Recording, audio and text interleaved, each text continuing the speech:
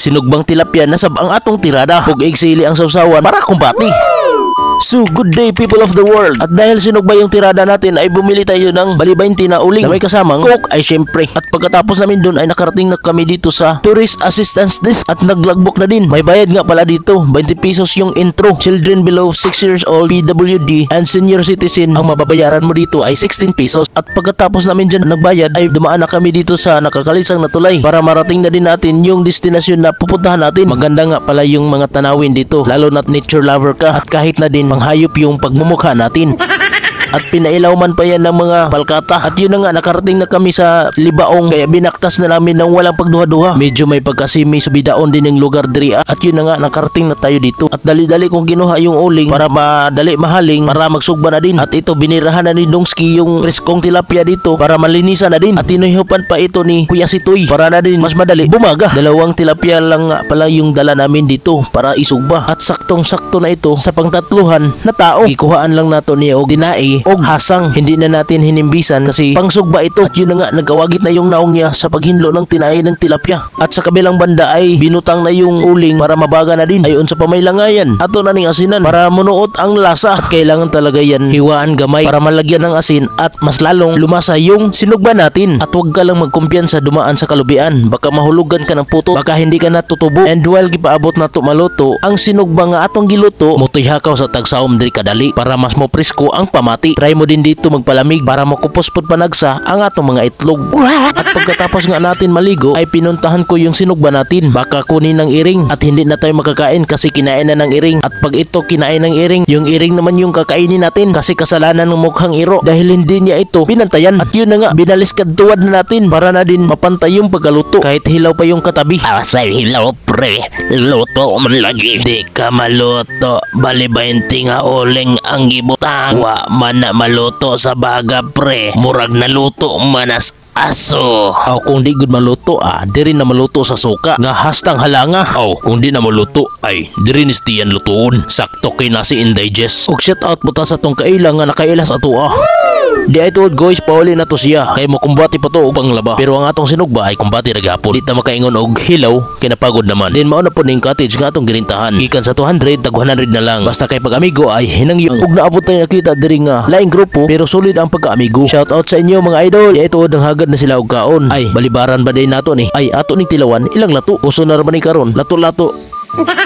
Basta kay lamig gid ang kaon, pagtagsara makaon, di pod paalkansi nakaduha pud kahungit. Kulang na lang ani ba patagayon. Ug shout out pud kang Forester ani Jin. Pagkamay-gamay ra ni ba, pero yayay ay pagkalabli sa tiyempo. Ug pila ray panilingan, nimbalik na dayon ta sa tungtunggaran. Ni Anhel lang gid ko diri ba para makusnit sa panit sa tilapia. Halat tilawi daw kung okay na ay okay na. Pag ingon og okay ay wa na luto na ay ilatag na dayon ng sudlanan diha na unsuwa. Ay tarong nga gunit dolbasin mga pandol. Basin og makakaon tag sinugban nagkabalas-balas na ay pastilang buanga naluto na tapos nahulog pa. Tungod kinaluto naman ay ilatag na to sa lamisa kay ipakal sa mitod-taod. Muni lami pagkaluto malasado nga tilapia. Og pila ray pagpanawag ay wan na kumbati na dayon. Ay lami gining kaunon ng sinugba ba basta init pa. Kumbati na ning kusnit diha gining gitawag nga jambol nga way bula ba basta kay pag makabakante lagi ay wan na kumbati. Tungod kay masipugon or maulawon man yung mga baby girls nga diri ay nanguli na sila diretso oy pag nila kuha sila mga gamit. Mao gininindot sa kaon sa food trip labi nagkaon ang adtuan. Magbaon lang ka og kanon sudan nga pang paniud to paingon sa hapon kog pahili sa kinaon syaro dili mga tambok sa kaon. Ug ang tanduay nga pabaga sa naong. Ug pila ra pag istorya dalang kaon ay wan na hunaw na din ta kay mga ligo unta taud-taud. Tungod kay nga busog naman ning mga baktin ay saluman nato nik sa bakaduha. Tapos tulog-tulogan og pila ka minuto pero nangihi na ito. Nya pagbahuman na to bangihi ay wala mo sa na butag balik para dili man ni mahong anso ang atong lawas na uswa. Mura magdili anad mangihi og swimming pool. Hoy, ingon na ka. Ay dili sab binuang ra to.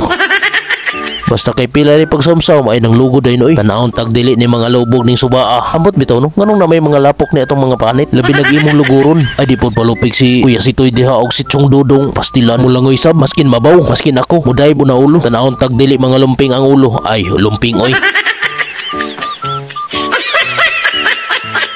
A few moments later.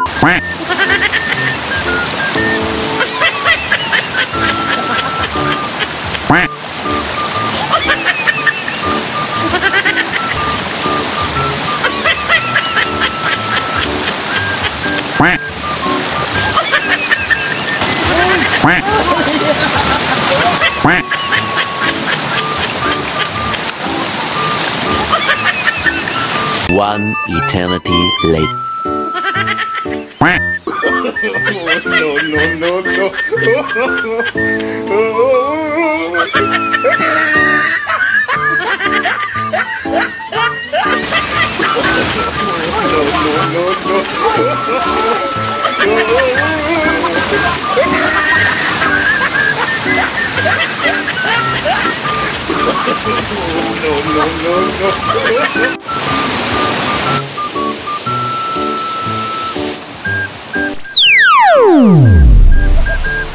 Daghan di ituod ang portion nga imong makaliguan diri saktog gyud diri ang imuhang camping chair. Magpauraray ilawom sa kalubian basta kay ang baboy nagpauraray oy. Kung pasligo doy kay magmanguli na tataod-taod maskin mga tulo siguro ka saluman diri awa na sulit na. Siya nga pala ina-enjoy lang namin yung moment lalo na't linggo kasi dito kami nalilibang lalo na't gala yung pupuntahan. Sa inyo kaya anong trip ang gusto nyo lalo na't paglinggo? Comment down below para masamahan namin kayo or kami ang sasama sa inyo. Lalo na't malapit lang tayo. Hala, sampulig sayaw dongski. Pastila. Nakasyat lagi sa kabaso. Awa na kumpate na diretso. May portion nga din pala dito na malalim. Saktong-sakto lang to ambakin. Sobrang ginaw nga pala dito. Kasi napapalibutan ito ng mga puno. Lalo na't yung mga lubi at mga sanga ng mga punong kahoy. Kaya hindi ka mabalaka dito. Maitom. Kasi landong. At tinry nga pala niya ito ambakin. At nahadlok siya. Baka siya ay mapiang. Kaya doon na lang siya sa mabaw naligo. At para bang nagdidilim yung paningin ko sa batong ito. Parang may naaalala na naman ako. Pangunom nga laag na dahil may nagbalik-balik diri nagkadugay nagkahawan na kay ang lasa nga portion gihinluan na di na ka mabalaka mo suksok sa unahan kay limpyo na. At tinikman nga pala ni Dongski yung hilaw na mushroom na nandito at sinawsaw nga lang pala niya nito sa sawsawan ng kinilaw kaya nagkaguba-guba na yung pagmumukha niya. At humabol nga pala si Kuya Erwin dito nagaling trabaho alas 4 wa na batsi na. Andito nga lang pala siya para pumakals na din at makatilaw na din ng sinugbang tilapia. At pagkatapos nga kumain ni Kuya Erwin ay nagsibalutan na kami kasi madami ng lamok kasi medyo alas 5 na ng hapon ngayon at alam naman natin na paghapon na ay manggawas na yung mga lamok kasi tayo ay mga busog na at tayo naman yung kakainin nila kasi nagugutom na sila. At yun na nga pasaka na kami sa may hagdanan at dinagan ko na yung motor ko. Medyo mahirap talaga yung daanan dito kasi malalaki yung mga bato at dito mo talaga matitest yung shock absorber mo. Easy nga pala sa motor yung daanan dito lalo na sa yung gamit mo kasi medyo habog yung motor niya. At salamat nga din pala sa panonood at please like and share, follow for more. Dagan salamat sa inyo.